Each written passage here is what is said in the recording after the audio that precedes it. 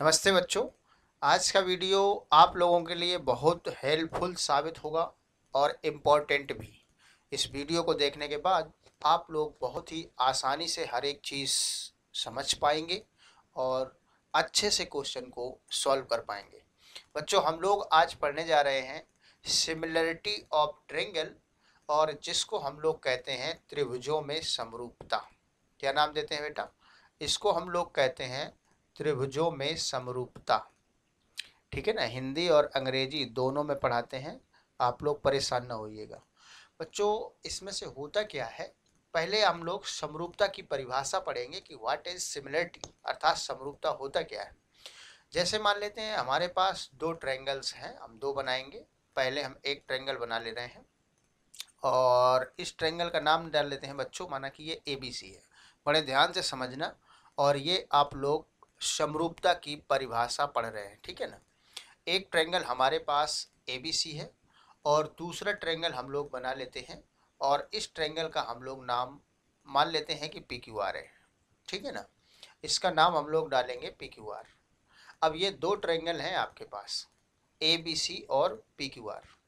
बच्चों, सिमिलरिटी की डेफिनीशन सबसे पहले हम लोगों को समझना होगा कि ये परिभाषा क्या कहती है, क्योंकि परिभाषा अलग चीज़ होती है और उसके बाद जो हम लोग कुछ क्राइटेरिया पढ़ाएंगे इसी वीडियो में, वो अलग चीज़ होता है।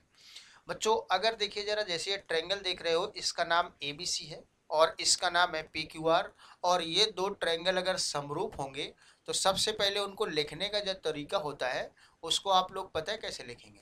त्रिभुज ABC, ट्रायंगल जो है ABC, ट्रायंगल ABC और ट्रायंगल PQR अगर ये समरूप है तो इनके बीच में इस तरह से एक सिंबल बनाया जाता है, यानी ये समरूप कहलाते हैं। अब देखिए जरा, ये दोनों अगर समरूप हैं तो परिभाषा क्या बोलती है? परिभाषा बच्चों ये बोलती है, लिखना चाहें तो आप लोग नोट्स बना लीजिएगा, लिख लीजिएगा कि अगर त्रिभुज ABC और त्रिभुज PQR, जो ट्रायंगल PQR है, अगर समरूप होंगे बेटा तो इसमें दो चीज़ें होंगी। पहला चीज़ तो ये होगा कि इनके संगत कोण बराबर होंगे। क्या होगा बेटा? संगत कोण जितने भी आप लोग देख रहे हैं तो संगत कोण बराबर होंगे। संगत शब्द यहाँ पर बहुत इम्पोर्टेंट है। और दूसरा ये हो जाएगा बच्चों, संगत भुजाओं का अनुपात बराबर होगा। ये भी ध्यान रखिएगा। दो त्रिभुज परिभाषा के अनुसार अगर समरूप होंगे तो उसमें संगत कोण बराबर होंगे और संगत भुजाओं का अनुपात भी बराबर होगा। ये चीज़ आप लोग जानें। अर्थात इसको हम लोग थोड़ा सा अगर अंग्रेजी में लिखें तो इसको हम लोग कह सकते हैं करिस्पॉन्डिंग एंगल्स आर इक्वल। मतलब करिस्पॉन्डिंग एंगल जो हैं ये बराबर होंगे, इक्वल। और इसके बाद फिर आप लोग दूसरे को अगर, यानी कि ratio of corresponding sides are equal हमने बोल दिया है, तो आप लोग बच्चे इसको लिख लीजिएगा, ठीक है ना। अब सुनिए जरा, होता क्या है, ये दोनों त्रिभुज आप लोग देख रहे हैं तो करेस्पॉन्डिंग एंगल अर्थात संगत कोण क्या होंगे, तो इसके अनुसार मान लेते हैं जैसे ये वाला एंगल है बच्चों, ये एंगल A है और ये एंगल P है, हम लोग मान लेते हैं इसका संगत है। ठीक है ना, करेस्पॉन्डिंग इसका है, मतलब ये वाला एंगल जितने डिग्री का होगा उतने ही डिग्री का ये भी होगा। अर्थात एंगल A इक्वल टू हो जाएगा एंगल P, और उसके बाद दूसरा जो एंगल देख रहे हो ये एंगल है P, तो मान लेते हैं ये इसके करेस्पॉन्डिंग है, तो ये हो जाएगा angle B equal to angle Q, और ये जो एंगल C है बच्चों ये इक्वल हो जाएगा जो बचा हुआ है ये एंगल R के। मतलब आप लोग जो है भूल न जाइएगा, पढ़ रहे हो सिमिलरिटी की परिभाषा। उसके बाद संगत भुजाओं का अनुपात, तो मान लेते हैं कि ये जो भुजा AB है वो PQ के संगत अब बन ही जाएगी, क्योंकि A और B अगर संगत है तो उनके बीच में दबने वाली भुजा बेटा AB जो है वो PQ के संगत हो जाएगी।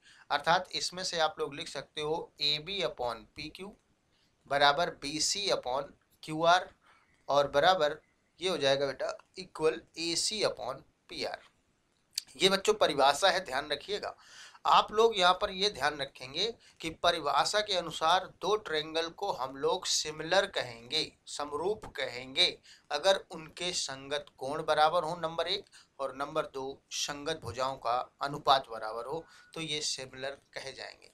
बच्चों, होता क्या है कि सिमिलर के लिए अब देखिए, अगर आप लोगों से कहा जाए कि दो ट्रायंगल आपके पास हैं, सिमिलर प्रूव करो, तो यहाँ तो 6 चीजें हो गई ना। देखिए 3 कोणों को बराबर दिखाना पड़ेगा और ये तीनों भुजाओं का अनुपात बराबर दिखाना पड़ेगा।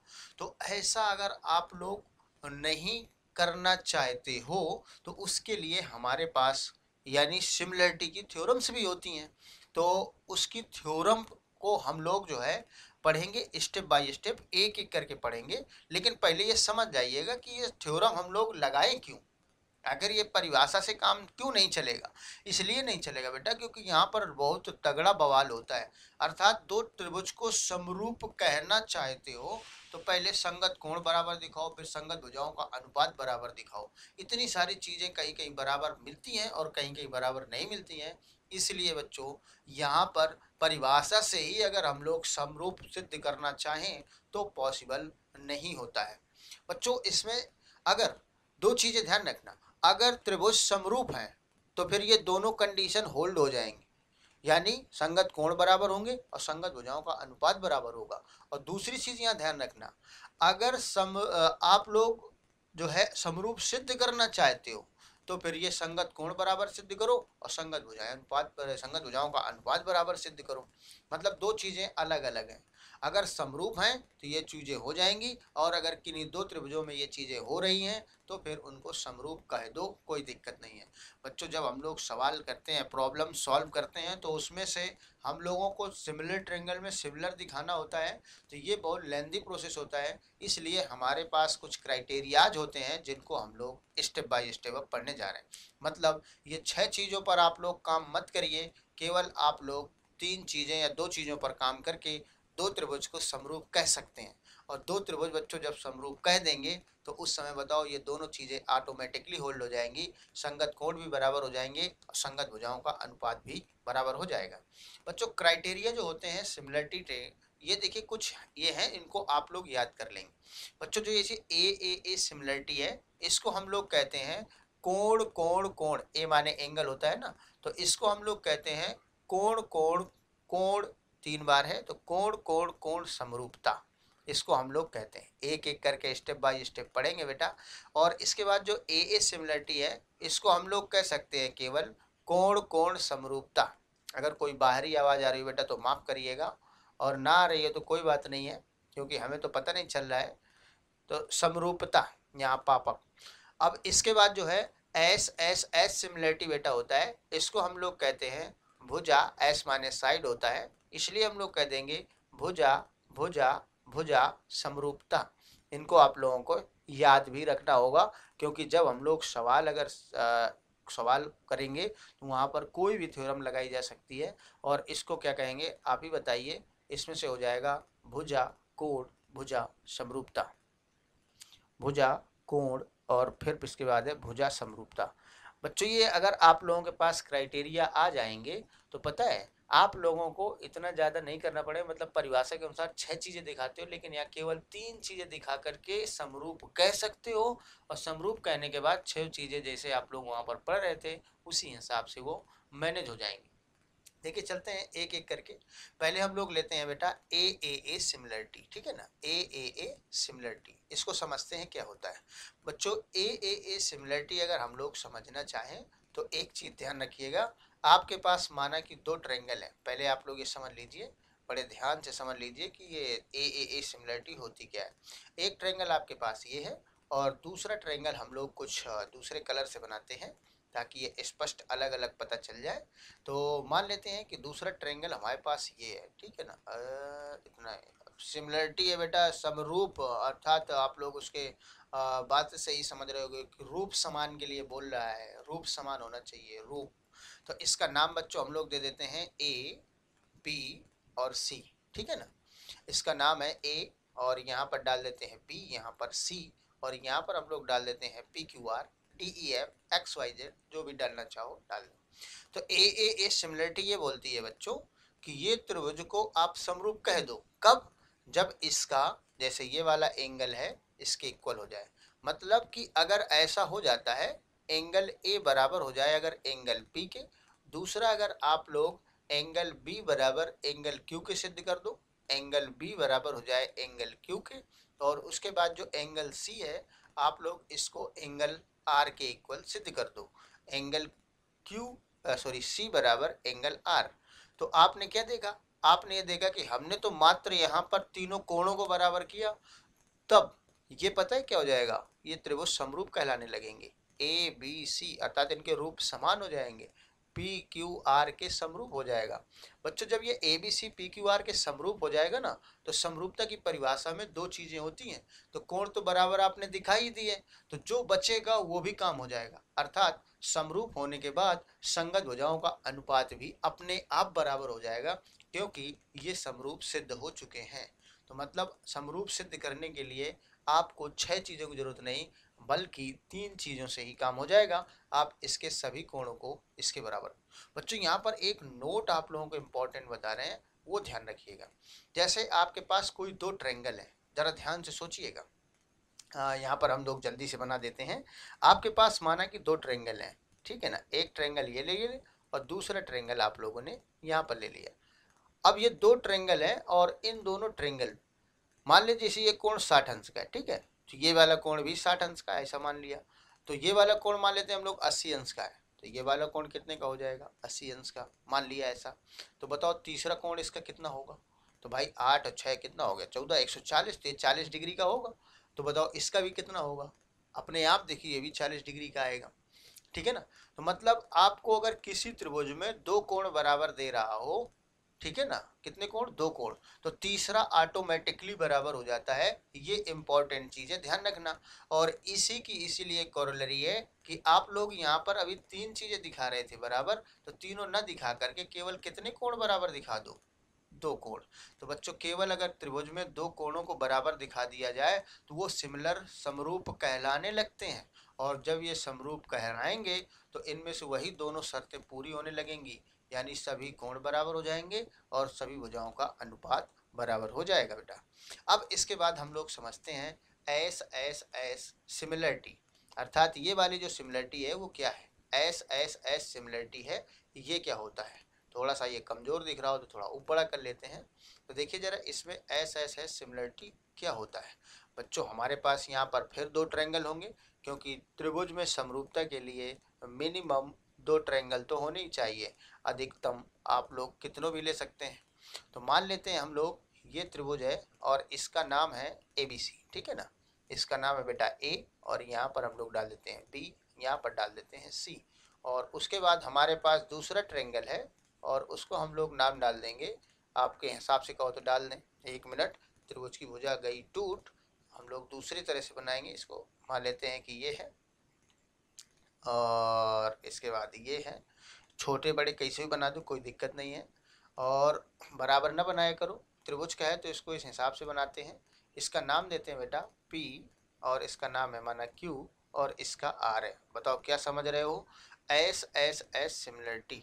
बच्चों एस एस एस सिमिलरिटी जो होती है वो ये कहती है कि अगर ये जो त्रिभुज है आपका ABC और दूसरा जो त्रिभुज आपने लिया है इसका नाम है PQR, इन दोनों त्रिभुजों में, इन दोनों ट्रायंगल में अगर क्या हो जाए, ये जो AB भुजा है और ये AB भुजा PQ के अनुपात के बराबर किसका हो जाए, BC अनुपात QR, और उसके बाद जो बचा AC अनुपात कौन सा बच्चों, PR। ये बोलता है मतलब तीनों संगत भुजाओं का अनुपात अगर बराबर हो जाए तो इनको बड़े आराम से आप कह सकते हैं कि त्रिभुज जो ABC होगा वो सिमिलर हो जाएगा PQR के बेटा। मतलब परिभाषा में अगर देखा जाए, डेफिनीशन जो अभी आप लोगों ने पढ़ी है, तो वहाँ दो चीज़ें होती हैं। पहले तो संगत कोण बराबर होने चाहिए और फिर संगत भुजाओं का अनुपात बराबर होना चाहिए। लेकिन ये जो प्रमेय आप लोग देख रहे हो ना, जिसको हम लोग एस एस एस सिमिलरिटी कहते हैं, अर्थात इसको हम लोग भुजा भुजा भुजा समरूपता कहते हैं। एस माने साइड होता है, इसलिए भुजा भुजा भुजा समरूपता बोला जाता है इसको। और ये जो भुजा भुजा भुजा है, इसमें केवल संगत भुजाओं का अनुपात बराबर आप सिद्ध कर दो बच्चों, तो फिर ये सिमिलर कहलाने लगेंगे। और कोई भी त्रिभुज अगर सिमिलर कहलाएंगे, समरूप कहलाएंगे, तो उसमें से ये दो चीज़ें जरूर पूरी हो जाएंगी। मतलब कुल मिलाकर के आप लोग जो संगत भुजाओं का अनुपात केवल बराबर दिखा करके इनको समरूप बोल देंगे तो बाकी इनके कोण संगत वाले अपने आप इसके बराबर हो जाएंगे। इसलिए ये बहुत इंपॉर्टेंट चीज होता है, ये बात ध्यान रखिएगा। इसलिए थ्योरम कारगर होती हैं, ठीक है ना। अर्थात काम आधा करना पड़ेगा और यहाँ पर पूरा काम हो जाएगा। तो ये हो गई एस एस एस सिमिलरिटी। बच्चों हम लास्ट में और फाइनल बात कर लेते हैं, एस ए एस सिमिलरिटी क्या होती है, एस ए एस समरूपता क्या होती है। मान लेते हैं हमारे पास भैया दो त्रिभुज हैं, एक त्रिभुज का नाम हम लोग डाल देते हैं कुछ पी क्यू आर मान लेते हैं। हमारे पास एक त्रिभुज है पी क्यू आर या ए बी सी पहले ले लेते हैं, और ये है हमारे पास ए बी सी। अब आप लोग सोचिए जरा वैसे होगा क्या, हम क्या बताएंगे इसमें, जरा सोचा करिए थोड़ा बहुत। आप लोग अपने हिसाब से सोचते नहीं हो ना। कहते हैं कि अगर आप लोग अपने माइंड से थोड़ा सा काम करोगे तो आपका काम और आसान हो जाएगा। मान लेते हैं हमारे पास दो ट्रायंगल है, ठीक है ना, और पहले त्रिभुज का हम लोग नाम ले लेते हैं ए बी सी, और दूसरे त्रिभुज का नाम हम लोग लेते हैं पी क्यू आर। बच्चों ये एस ए एस सिमिलरिटी का मतलब होता है, आप लोग समझ ही गए होंगे कि भुजा कोण और भुजा समरूपता, इसको हम लोग भुजा कोण भुजा समरूपता बोलेंगे, ठीक है ना। अब ये क्या बोलता है, कह रहा है कि इन दोनों त्रिभुजों को आप लोग समरूप कह दो, लेकिन एक चीज, पहले इनकी कोई दो तो भुजाओं का अनुपात, मतलब जैसे एक ए बी ले लो और फिर चाहे ए सी ले लो चाहे बी सी ले लो, कोई भी दो भुजाएं। मतलब हमने यहाँ पर अगर ए बी ले लिया है तो इसकी एक संगत भुजा हमने माना कि पी क्यू है तो पी क्यू ले लिया। संगत यहाँ बहुत इंपॉर्टेंट होता है, और संगत आने के बाद सब कुछ आ जाता है, ये बात ध्यान रखिएगा। संगत चीजें निकालना बहुत ही इंपॉर्टेंट होता है। तो ये भुजा जो है पी क्यू के समा अनुपात ले लिया, और उसके बाद हम लोगों ने बी सी भुजा ले लिया। कौन सा ले लिया बेटा, बी सी भुजा ले लिया। उसके बाद हम लोगों ने बी सी का अनुपात क्यू आर से निकाला, तो ये बराबर आ रहा है। और साथ ही साथ में एक चीज और आ रहा है, ये जो एंगल बी है और ये एंगल कौन सा है, क्यू है, मतलब एक भुजा ये लिया एक भुजा ये लिया, और उनके देखो बीच में कोण दबा है, कोण बीच में ही होना चाहिए, अगल बगल नहीं ले सकते हो। इसी प्रकार से ये जो है दो भुजाएं ले लिया, उनके बीच में देखो यहाँ भी कोण दबा है, तो and angle B is equal to angle क्या हो जाए, क्यू। बी और क्यू आपस में बराबर हो जाए, मतलब दो भुजाओं का अनुपात बराबर हो और उनके बीच में जो कोण हो वो भी बराबर हो, तब आप लोग इस ट्रायंगल को, देन आप लोग ये ट्रायंगल जो ए बी सी है ना बेटा, इसको सिमिलर कह सकते हो पी क्यू आर के। और जैसे ही आपने इनको सिमिलर कहा तो बाकी जो बच गया, सिमिलर कहते ही दोनों चीजें पूरी हो जाएंगी, सभी संगत कोण बराबर हो जाएंगे और सभी संगत भुजाओं का अनुपात भी बराबर हो जाएगा। इसलिए बच्चों ये बहुत इंपॉर्टेंट है क्राइटेरिया, ठीक है ना। मतलब आज के बाद हम लोग जो है एक काम करेंगे, समरूप त्रिभुज में देखिए क्या होता है। सबसे पहले तो समरूपता की दिमाग में बात जो है, समरूपता क्या होती है त्रिभुज की, वो हमारे दिमाग में 24 घंटा घूमना चाहिए जब सवाल लगा रहे हो उसको। जब तक लगा रहे हो जब तक तो घूमना ही चाहिए। संगत कोण बराबर होने चाहिए और संगत भुजाओं का अनुपात बराबर होना चाहिए, ये डेफिनीशन बोलती है, परिभाषा बोलती है। लेकिन ये क्राइटेरिया के अनुसार आप लोग जो है अगर काम करके ले गए तो समझ लीजिए वो दोनों त्रिभुज क्या हो जाएंगे, समरूप कहलाने लगे। और जैसे ही ये दोनों त्रिभुज समरूप कहलाएंगे तो फिर परिभाषा तो पूरी दोनों बात आ जाएगी, अर्थात संगत कोण बराबर और संगत भुजाओं का अनुपात बराबर। तो सिमिलरिटी वाली जो थ्योरम्स हैं, ये क्राइटेरिया है, इनको कहते हैं हम लोग। इनके द्वारा आप लोगों को थोड़ा काम करके और दोनों को समरूप बोल सकते हो, और बोलने के बोल सकते क्या बोलेंगे, और बोलने के बाद ये दोनों चीज़ें बराबर हो जाएंगी। और इसी से रिलेटेड एक्सरसाइज हम लोग आगे करेंगे बच्चों। तो आप लोग इसका पहले तो नोट्स बना लेंगे, पूरी सिमिलरिटी एक जगह रख लेंगे, और इसके बाद जब नेक्स्ट वीडियो आप लोगों को मिलेगा उसमें हम लोग एनसीईआरटी के अगले एक्सरसाइज 6.3 के सवाल करेंगे। Thanks for watching. अच्छा लग रहा हो तो वीडियो जो यहाँ तक देख गया हो तो शेयर जरूर कर देना बच्चों, क्योंकि यहाँ तक देखने वाला ठीक से पढ़ रहा है, अच्छे से पढ़ रहा है। तो take care, thanks for watching.